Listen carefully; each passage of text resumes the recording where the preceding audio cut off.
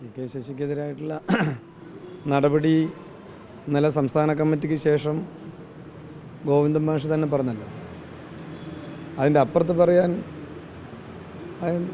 ആളല്ലല്ലോ ഞാൻ. പാർട്ടി സംസ്ഥാന സെക്രട്ടറി തന്നെ കെ ശശിയുടെ നടപടിയുമായി ബന്ധപ്പെട്ട് ഇന്നലെ മാധ്യമങ്ങളോട് പറഞ്ഞു. അതിൻ്റെ അപ്പുറം കൂടുതലായി ഒന്നും പറയാനില്ല. പാർട്ടിയുടെ തെരഞ്ഞെടുപ്പുകളുടെ എല്ലാ പദവികളും പോയി എന്നാണല്ലോ പറയുന്നത്. അതായത് ബ്രാഞ്ച് തലത്തിലേക്ക് തരം താഴ്ത്തി. അങ്ങനെ ഒരാൾ KTDC ചെയർമാനായിട്ട് തുടരും.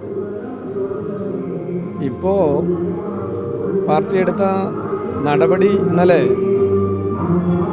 സംസ്ഥാന സെക്രട്ടറി മാധ്യമങ്ങളോട് പറഞ്ഞു. പിന്നെ KTDCയുടെ ചെയർമാൻഷിപ്പ് അതൊന്നും ഞാൻ പറയേണ്ട കാര്യങ്ങളല്ല. അതുകൊണ്ട് അതിൻ്റെ കാര്യങ്ങളെല്ലാം പാർട്ടി സംസ്ഥാന നേതൃത്വം തീരുമാനിക്കും. ശശിക്കെതിരായ ഒരു അന്വേഷണ കമ്മീഷനായിരുന്നു. ആ അന്വേഷണ കമ്മീഷന് മുന്നിൽ CPM ജില്ലാ സെക്രട്ടറിക്കെതിരായ ചില നീക്കങ്ങൾ പോലും പരാമർശമുണ്ടായി. അതിന് തെളിവുകൾ വന്നു എന്നാണ് പറയുന്നത്. ഒരു നടപടിയുമായി ബന്ധപ്പെട്ട് ഞങ്ങളുടെ പാർട്ടിയുടെ സംവിധാനം അനുസരിച്ച് ആ നടപടിക്ക് ആധാരമായ വിഷയങ്ങൾ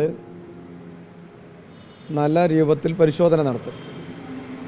ആ പരിശോധനയുടെ ഭാഗമായിട്ടാണ് ഒരു നടപടി സ്വീകരിക്കുക.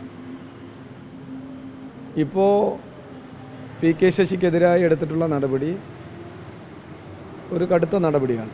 കാരണം തിരഞ്ഞെടുക്കപ്പെട്ട സ്ഥാനങ്ങളിൽ നിന്നെല്ലാം അദ്ദേഹത്തിനെ മാറ്റി നിർത്തി എന്നുള്ള നടപടിയാണ്. അപ്പം അത് അദ്ദേഹത്തിൻ്റെ സംഘടനാ പ്രവർത്തനത്തിലുണ്ടായിട്ടുള്ള പരിശോധനയുടെ ഭാഗമായിട്ടാണ്.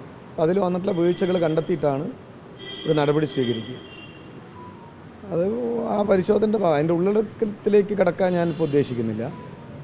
ഇപ്പോൾ റിപ്പോർട്ടും ആ റിപ്പോർട്ടിൻ്റെ അടിസ്ഥാനത്തിലുള്ള പരിശോധന നടത്തിയിട്ടാണ് ഞങ്ങളത് ചർച്ചയിലൂടെ ഒരു നടപടി സ്വീകരിക്കുക. ഈ സംഘടനാ പ്രവർത്തനത്തിൽ വീഴ്ച പറ്റിയ ഒരാളെ KTDC ചെയർമാൻ സ്ഥാനം പോലുള്ള സ്ഥാനത്തേക്ക് ഇനിയും തുടരുന്നത് ധാർമ്മികമായി ശരിയാണെന്ന് തോന്നുന്നു. സംഘടനാ പ്രവർത്തനം നടത്തുന്നവർക്കല്ല വീഴ്ച പറ്റുക. അപ്പോൾ സംഘടനാ പ്രവർത്തനം നടത്തുന്നതിനിടയ്ക്ക് പാർട്ടി സംഘടനയ്ക്ക് യോജിക്കാത്ത കാര്യങ്ങൾ ഉണ്ടാകുമ്പോൾ സ്വാഭാവികമായും പരിശോധന നടത്തും. എല്ലാവരിലും പരിശോധന നടത്തും. അതിൻ്റെ ഗുരുലകത്വം നോക്കിയിട്ടാണ് പിന്നെ നടപടികൾ സ്വീകരിക്കുക. അപ്പോൾ സ്വാഭാവികമായും സംഘടനാ പ്രവർത്തനം നടത്തുന്നവരിൽ എന്തെങ്കിലും വീഴ്ചകൾ ഉണ്ടാകുമ്പോൾ ഞങ്ങളത് നിരന്തരമായ പരിശോധനയ്ക്ക് വിധേയമാക്കും. ഈ നടപടികളെല്ലാം തെറ്റ് തിരുത്തുന്നതിന് വേണ്ടിയിട്ടാണ്, അല്ലാതെ പാർട്ടി നാകെ മാറ്റി നിർത്തുക എന്നുള്ളതല്ല. നടപടികൾ തെറ്റ് തിരുത്തുന്നതിന് വേണ്ടിയിട്ടാണ്.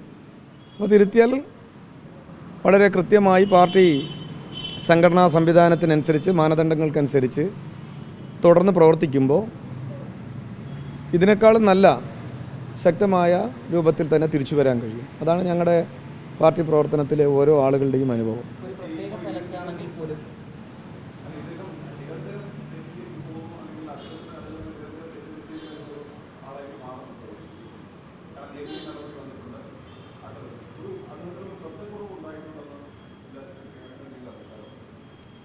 നിരന്തരം തെറ്റ് എന്ന് പറയുമ്പോൾ തെറ്റ് ചെയ്യുമ്പോഴൊക്കെ തിരുത്തുമല്ലോ. തെറ്റ് തിരുത്തുമ്പോഴെല്ലാം അതും പരിശോധിക്കും, ഞങ്ങൾ നടപടി സ്വീകരിക്കും. അപ്പോൾ ഇതിനു മുമ്പ് അദ്ദേഹത്തിനെതിരെ നടപടി എടുത്തിട്ടുണ്ട്. ആ നടപടി കാലയളവിൽ അദ്ദേഹം പാർട്ടിയുടെ മാനദണ്ഡം അനുസരിച്ച് പാർട്ടി നിലപാടുകൾക്കനുസൃതമായി പാർട്ടി ഏൽപ്പിച്ച ചുമതല നിർവഹിച്ച് പ്രവർത്തിച്ചു. അങ്ങനെയുള്ള ഒരാളെ സ്വാഭാവികമായും തിരിച്ചു വരുമല്ലോ. അങ്ങനെ നിരവധി അനുഭവങ്ങൾ ഈ പാർട്ടിക്കകത്തുണ്ട്. കെ ശശി മാത്രമല്ല. അപ്പോൾ പലതവണ തെറ്റിയതിൽ പലതവണ ശിക്ഷിക്കപ്പെടും ഈ പാർട്ടി. അപ്പോൾ സ്വാഭാവികമായും ഇപ്പോഴത്തുള്ള നടപടി എന്ന് പറയുന്നത് ഈ കഴിഞ്ഞ കാലയളവിൽ അദ്ദേഹത്തിൻ്റെ ഭാഗത്ത് നിന്ന് വന്നിട്ടുള്ള പാളിച്ചകളിൽ നിന്ന് പരിശോധന നടത്തിയതിൻ്റെ ഭാഗമായിട്ട്.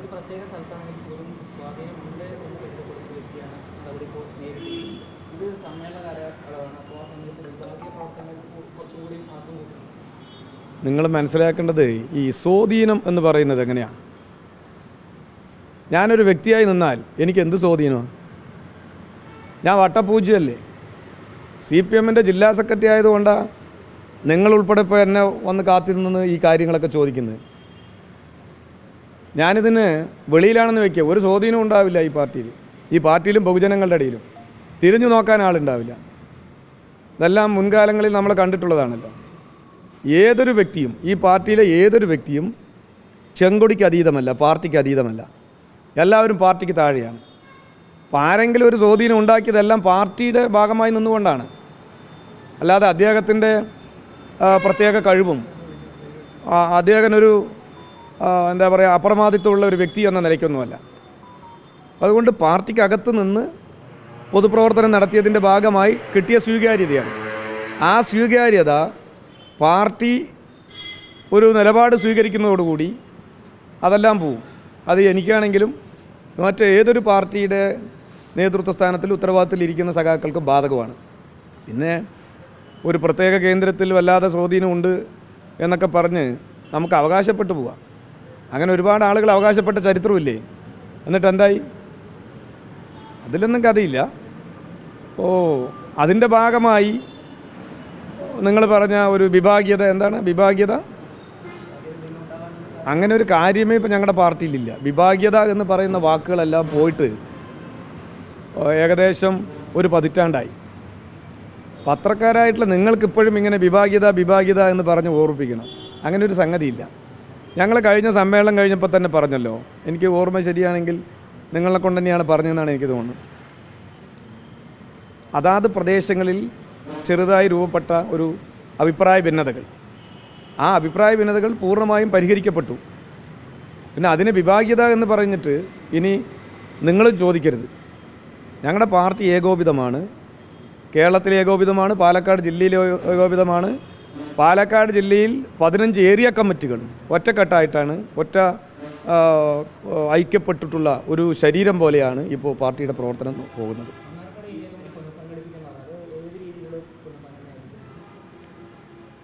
പുനഃസംഘടിപ്പിക്കുക എന്ന് പറയുന്നത് ഇപ്പോൾ നിങ്ങളെ കൊണ്ടെല്ലാം പങ്കുവെക്കേണ്ട കാര്യമില്ല എന്നാണ് എനിക്ക് തോന്നുന്നത്.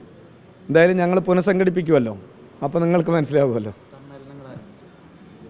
സമ്മേളനം സെപ്റ്റംബർ ഒക്ടോബർ മാസത്തിൽ ബ്രാഞ്ച് ലോക്കൽ സമ്മേളനങ്ങൾ. അപ്പോൾ ഒക്ടോബർ 31 ലോക്കൽ സമ്മേളനങ്ങൾ പൂർത്തിയാകും. നവംബർ മാസത്തിൽ ഏരിയ സമ്മേളനങ്ങൾ പൂർത്തിയാകും.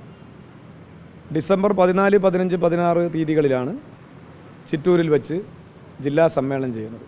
ഇതാണ് ഇപ്പോൾ സമ്മേളനത്തിൻ്റെ ഷെഡ്യൂൾ നിങ്ങൾ തീരുമാനിച്ചത്.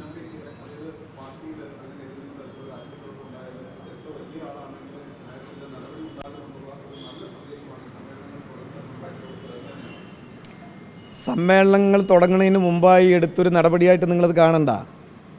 സമ്മേളനത്തിന് മുമ്പാണെങ്കിലും അതല്ലാത്തൊരു സമയത്താണെങ്കിലും ഇനിയിപ്പോൾ തെരഞ്ഞെടുപ്പിൻ്റെ ഘട്ടങ്ങളിലാണെങ്കിലും പാർട്ടിയിലൊരു പാളിച്ച വന്നാൽ അതാത് സമയത്ത് അത് ചർച്ച ചെയ്ത് നടപടികൾ സ്വീകരിക്കും. അത് ഞങ്ങളുടെ പാർട്ടിയുടെ തുടർന്ന് വരുന്ന ഒരു പാർട്ടി സംഘടനാ കീഴ്വഴക്കങ്ങളാണ്.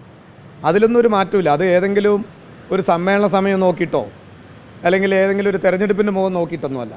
നിങ്ങൾക്ക് തന്നെ ഒരുപാട് അനുഭവങ്ങളില്ലേ?